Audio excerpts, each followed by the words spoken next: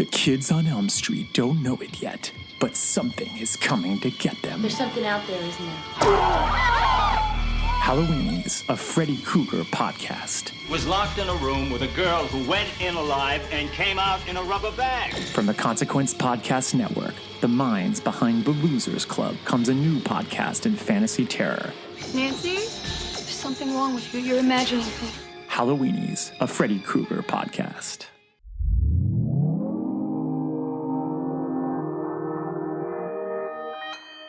Consequence Podcast Network.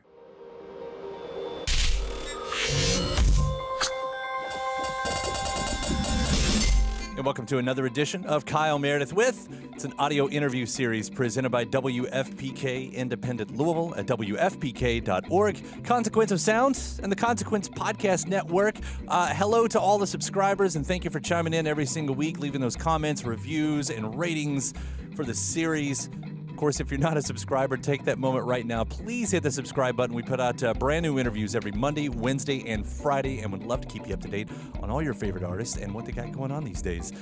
I'm Kyle Meredith. Today, my guest, Art Alexakis. You know him as the lead singer and mastermind behind the band Everclear. Just over 25 years after the beginning of the band Everclear, and a little over 35 years since he actually started in music, he's finally done a solo record. It's called Sun Songs, and we're going to get into the ins and outs of this. He says it's a solo record because it's absolutely solo. He's playing everything on it. It's also more acoustic driven. So we'll talk about how that affected his songwriting style going into these tracks, and the themes that he's singing about. Art's never been shy to sing about what's going on in his life, and with the first single, The Hot Water Test, he addresses the ALS diagnosis that he received recently. In fact, in that song, you get the detail-by-detail account of what happened as he went to the doctor and had to call his wife. We'll get the story behind that, as well as the political songs. There are a lot of political songs on this record.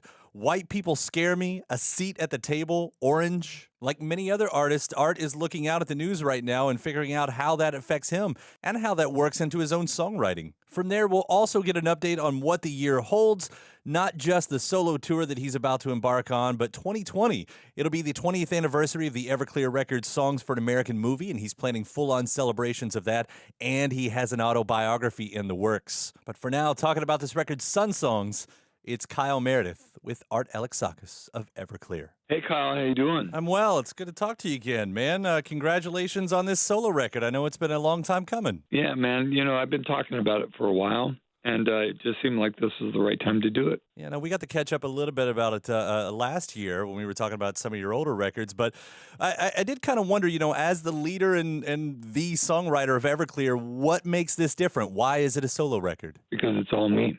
I'm playing all the instruments, singing all the vocals. I always write the songs for Everclear too.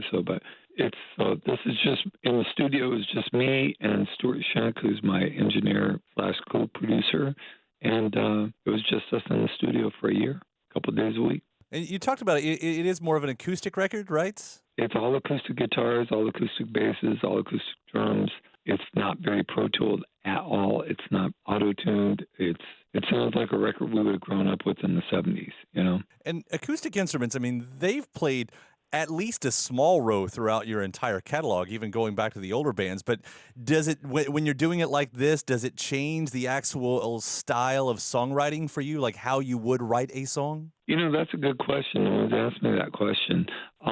A little bit, yes. But to be honest with you, it's funny. When I had the idea of doing this record, I thought it would be more like Nebraska or like Iron and Wine or like, you know, like a James Taylor record or something like that. And I'm just not that guy. I'm a rock and roll guy. So this is an acoustic record with a rock and roll heart for sure. And some songs got away without drums or minimal drums. Some I had to play the drums on. Like the Hot Water Test is a full drum. You know, I'm rocking that drum kit. And that, I mean, we'll talk about that song too, because you've always been autobiographical, very confessional in your songwriting, but this one does seem to be quite a bit more personal because it deals with, you know, a new version of life, some version of finality, I guess. I mean, does this seem like it's further down that hole than you've allowed yourself to go in the past? No, I don't think it's any more so than like Father of Mine or there was a song on our last record called You that talked about me getting abused when I was 8 that I had never talked about or ever thought I'd write a song about, but it seemed like it was time to write that song, and it's really reached out to a lot of people, and I think this song will too. It will connect with a lot of people going through disease and stuff like that. But you know, your earlier comment that I always write autobiographical songs, I don't. Yeah. It's about 1 to 2 songs per record that are autobiographical. It's just those are the ones that tend to connect with people and have just inadvertently been singles. But Santa Monica was an autobiographical. Everything to Everyone wasn't. Those were number 1 songs. So, you know, it depends on the song, depends on the record. But this album is a lot more personal for me because it's just me. I'm not bouncing ideas off people. I just kind of took what was in my heart, my head, and put it on record. I will point out a couple of the others, too, with White People Scare Me and A Seat at the Table. A lot of artists have, in the past few years, they've kind of had to figure out, how do I reflect what I'm seeing in the news? And I was wondering, like, for you, I am throwing some assumptions that these songs are about that. But has that been a challenge for you about how to sing about that? Yeah. You know, the thing is, it's funny because someone said this in an interview, well, you're getting political, and you've never been political before. And I go, dude, then you haven't been paying attention. Go back and look at my records. There's political songs on every record, going even way before Everclear. So that being said, yeah, I mean, how can you not be political if you're living in this world, especially in this time, at any time really, but in this time, I mean, our world is kind of on fire right now, and it's not just political, it's everything. It's a very divided world right now we're living in, and I don't have the answers for that, but I do have my perspectives, and that's what those 2 songs, and there's a song called Line in the Sand, and there's another song, House with the Pool. Those are the political songs, and there's personal songs, and there's just slice of life songs. So that's the way I've always written, to be honest with you. If you look at all the Everclear records, so It hasn't changed much. I think the perspective and the voice has changed because I've gotten older. I've gone to the top of the mountain, came back down. I laughed because I almost threw in the title Orange there, too, thinking that's probably not political, but in 2019, that color says a lot. It's totally political. It's about Orange County, which has been a Republican stronghold for years, and now, as of the last election, it's now blue. And I wrote the song before that, and it's just Orange is turning blue, Orange is turning blue. That's the line that repeats a lot. And it's subtly about that, and subtly not. I never try to hit people over the head with a hammer. You got to figure it out. You got to do the work. With all that, though, I did read or hear you say that you also consider this your happiest album, like even with all of that you're talking about. in some of the songs, yeah, man. I got a sweet song called Arizona Star, which is my daughter's name, about her, and I got a song called Sunshine Love Song. That's the first song on the record, a love song to my wife. Song called California Blood, which is kind of a love song to my life and just me basically becoming a third person. And most artists and most people have inferiority or low self-esteem and inferiority complexes. And I think having this disease and having my life where it is now and being so grateful for it, I think I look at myself and don't just see the bad things, I see the good things too. And I think that's a helpful lesson that I've learned, and hopefully other people can pick up on it and enjoy it as well. That's a perfect sentiment right there. The solo tour goes through the fall. Next year, there's more anniversaries, and I know you've been celebrating those. It'll be the 25th of Sparkle and Fade, but it'll also be the 20th of Songs for an American Movie. Do you see any continuing celebrations in the way you've been doing for those records? Well, yeah, not for Sparkle and Fade, but definitely for Song for an American Movie. We're going to go out and play the whole record and do a 20th anniversary tour in Australia, the UK, and then the US in May and June. So, yeah, we got a busy year. And plus, I'm writing a book. So, and you're writing a big year. I cannot wait to read that book when it finally arrives. It's going to be a good one. Yeah, I bet it is. Art, it's always a pleasure to talk to you. Congratulations on Sun Songs. I look forward to catching these solo shows as well. Thanks, man. All right, take care. Bye. Take care. Bye. As usual, my thanks to Art Alexakis of Everclear. The solo record is called Sun Songs. That was just last year that I caught up with Art the last time, talking about the 25th anniversary of the band. He and I got into the early days, how the buzz of South by Southwest helped launch the band, and the story of him bartering musical gear for $400 of studio time to record the band's debut full-length World of Noise. He'll also get into the need to pay dues as a band, his involvement with the 1998 film Permanent Midnight, and more about this new solo record. This is when we first touched on the solo record Sun Songs. It's part 2 of Kyle Meredith with Art Alexakis of Everclear. First off, I mean, you're on the summer tour right now. You got, Local H and Marcy Playground? Is that the bill this time around? Yes, sir.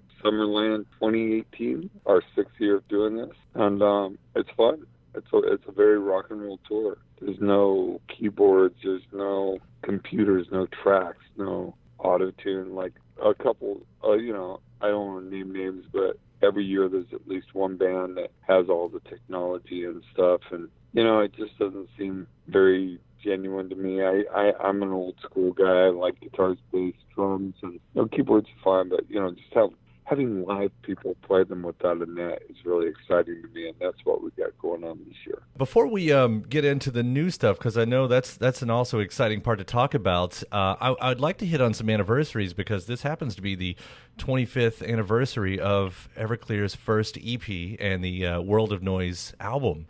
That came out in '93. That's true. The thing is about those, I've said it was the 25th anniversary, but it was re-released, not that EP, but the album World of Noise was re-released in '94, and that's when people started really finding out about it. I mean, so it's kind of dubious. I mean, I'm thinking about putting out a remastered version with a bunch of tracks, even some tracks from that EP next year. I own that record. So I'm actually looking into doing that, and I thought maybe it would be better to talk about that stuff when the remastered version comes out. But I don't know, if you want to talk about it, that's fine. When you're when you're just starting out, you can have that happen. The demos end up becoming the actual album, and on and on. And hello, Baruch Assault much? Right, yeah. Right. So those were the first recordings, and it showed up on the radio with Seether, and it was a huge hit, and basically started their career for them by getting them their record deal, because people in the industry couldn't believe that this little indie single was #1 at alternative radio for a few weeks. It was in the top 10 for a long time. It's a monster of a song. And that was really exciting.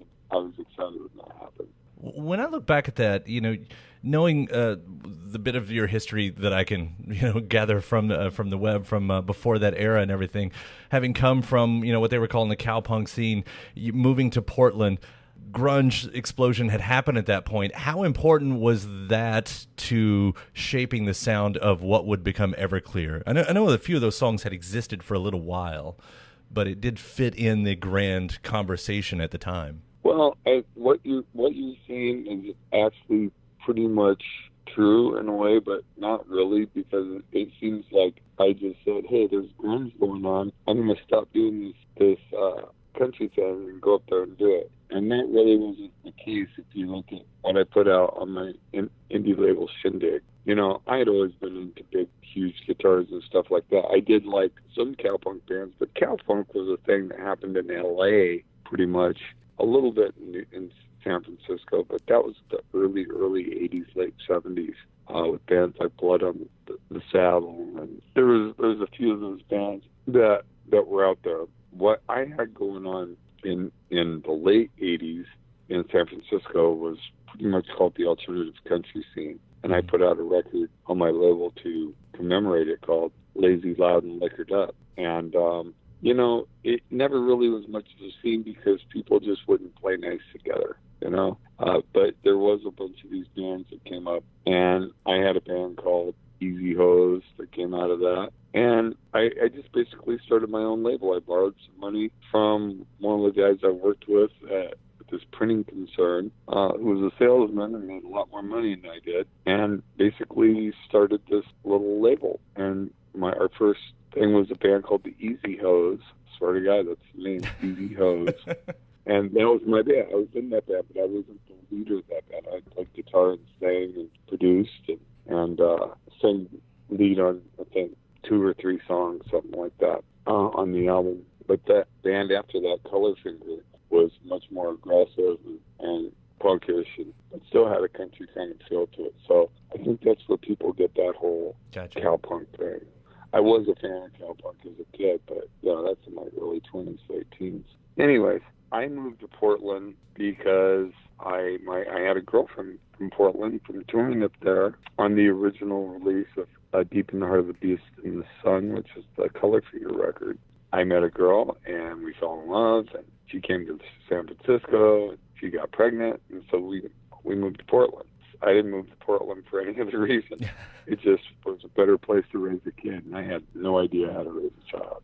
So, and plus she had family there, and my sister and my mom was soon to move there, but my sister lived there, so it made sense. But at the time, while that was going on, Colorfinger was already starting to get harder and more aggressive. And with the debut, not the debut, I'd already started listening to Sub Pop bands, because before that girlfriend, I had a girlfriend who turned me on to Sub Pop like the year before. And so I was already listening to, bands like Nirvana and the other Sub Pop bands. She signed me up for the Singles of the Month Club, so I was already starting to move in that direction with my songwriting. And then when I moved to Portland, I still kept doing the band down in San Francisco, but it was just, we were on welfare. I couldn't afford to go back and forth, Yeah. So I quit that band and put an ad out for a new band, Everclear. I wanted to call it either Everclear or Sparkle. I wasn't sure which one I was going to call it. And then I put an ad in the Rocket, and that's how I met the guys. Yeah. And that's how I started doing that. And that was in 1992. And then the album comes out locally a year after that. And the songwriting is so fully formed at that point. I think that's what's really amazing about that. Of course, as you say, you'd been writing for, like a decade, At least a decade, yeah. No, I mean, for sure. I've been writing, I started writing songs when I was about 21. Yeah. Because I just got sick. I was playing in punk bands, hard rock bands, cover bands. I just got really sick of dealing with singers who couldn't play an instrument. They'd be like, I don't like that. Can you play something more linear? I'm like, what the hell does linear mean? What do you mean by linear? That has nothing to do with music. Unless maybe you're John Cage. I don't know what you mean. Right. So I actually walked out of a rehearsal with the band I was in. I'm just like, all right, I'm done with this. And sat on my mom's couch for about a year, just learning how to play other people's songs and learning how to write songs and sing and play at the same time. So by the time I wrote the songs for World of Noise, I brought a lot of those up with me to Portland, and then they changed a little bit. And what happened is in late 92, I wasn't really sure what was happening with the band. I wasn't sure if we were good or not. And I met a guy, I was digging a ditch. I met a guy on the other side of the wall that I saw all these kind of hip-looking guys go in and out of this garage or this basement. And I'm like, it's got to be a drug deal, And here I am, 2 years sober, clean and sober, and I'm thinking, man, I wonder what they got going on over there, And the guy comes out, and, I look over the fence, and he sees me and goes, man, you're in that band. You guys play around. And no one ever recognized me because no one knew who we were. But, I guess he'd see me on a Friday night at this pub and playing. And I would go, yeah. And he goes, hey, I go, what are you guys doing, man? He goes, I got a basement. I got a studio in the basement. I go, really? He goes, yeah, I want to see it. I'm like, sure. I'm done digging this ditch. I was doing extra work for someone my wife worked with, for an extra $200 because we were poor. So that was my girlfriend who was going to become my second wife. And I literally jumped over the fence, something I couldn't do now if I paid somebody. And I just jumped over the fence and We went and looked at it, and it's this little basement studio clean. He had a little 1/4-inch 8-track, Fostex 8-track. And I'm like, well, how much you charging? He goes, $10 an hour. I go, well, you took some stuff in trade? He goes, maybe. What do you got? And I told him what I had. I had a MIDI perb and an old analog delay. He goes, yeah, after working, I'll give you $400 worth of trade. And I brought him to him, and that's how much it cost to record all the noise. Jeez. Because that's all I had. And we did it in about 2 weeks.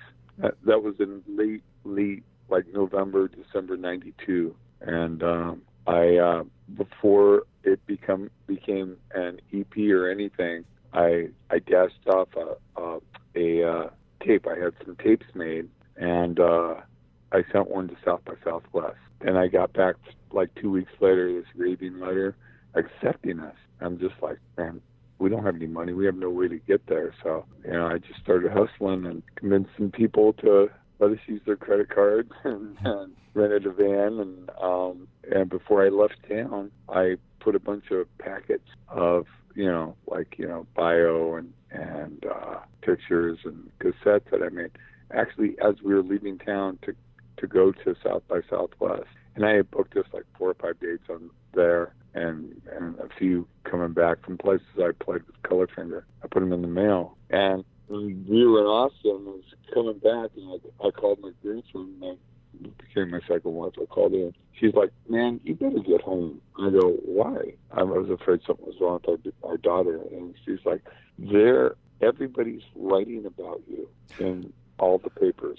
It's like everybody put out a thing saying Everclear. Who is Everclear? Everclear's best new band of. It's just like in like 3 local rags, the local newspaper, the local free paper. People were just raving about it.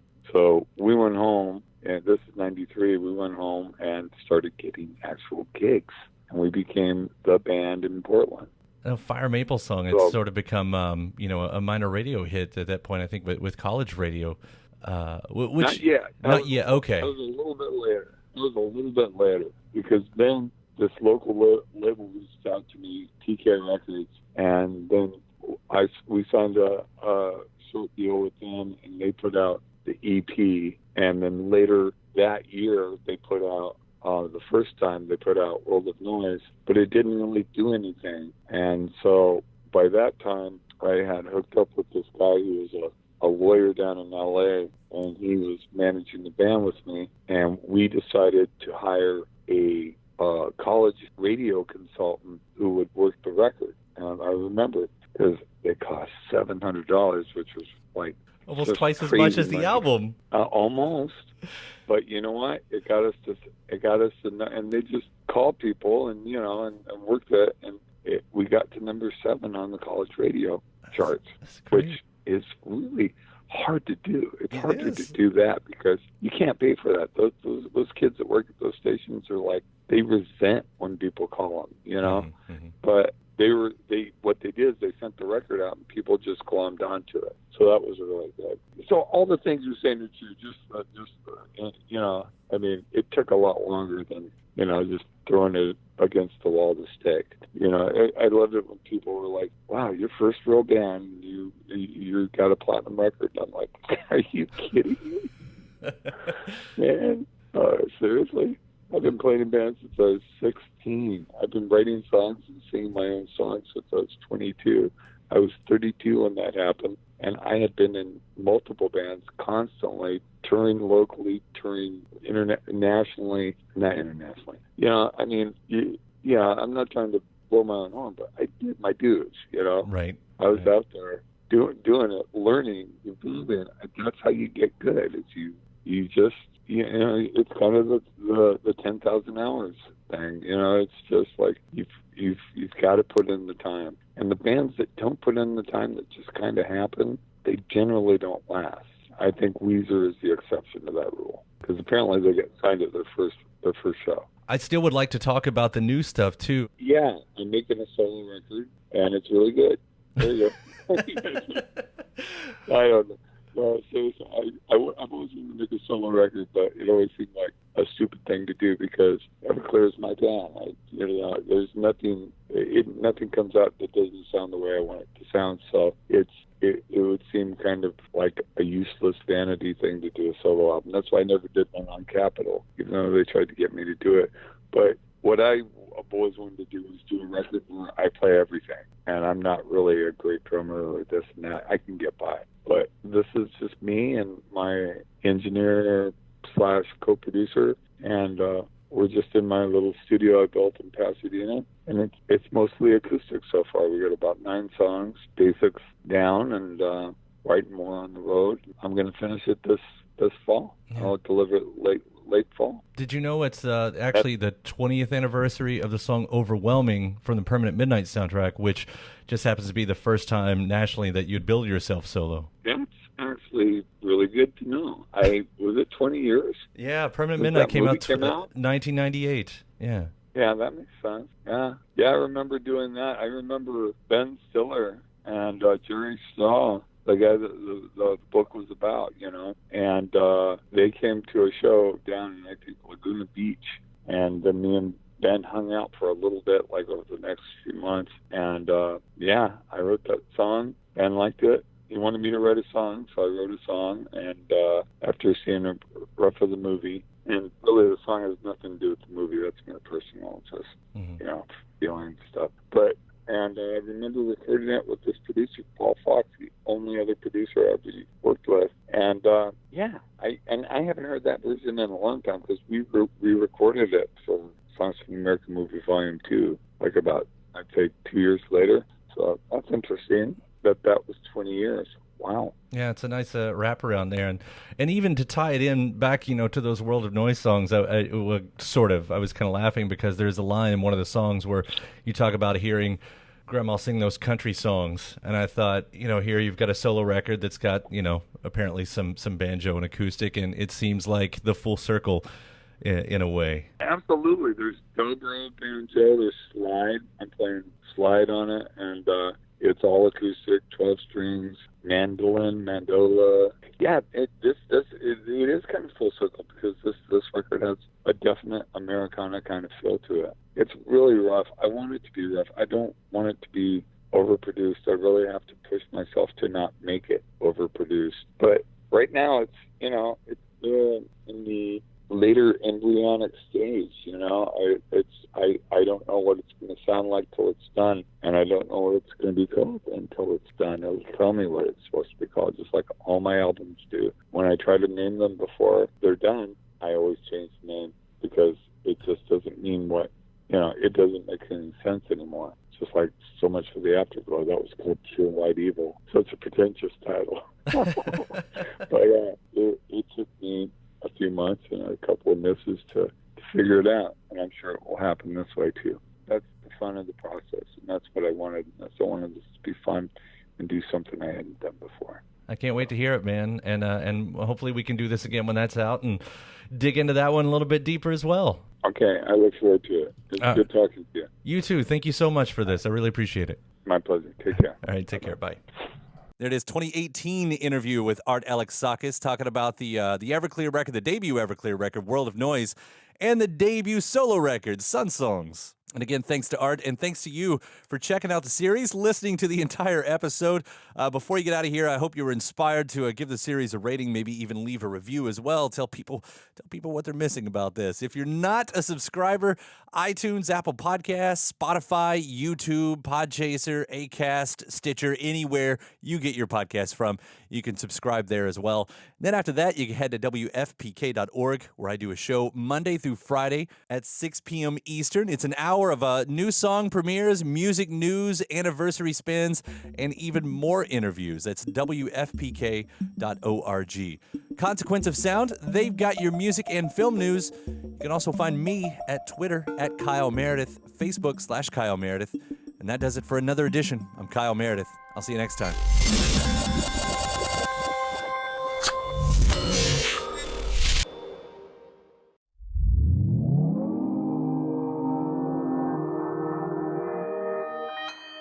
Consequence Podcast Network.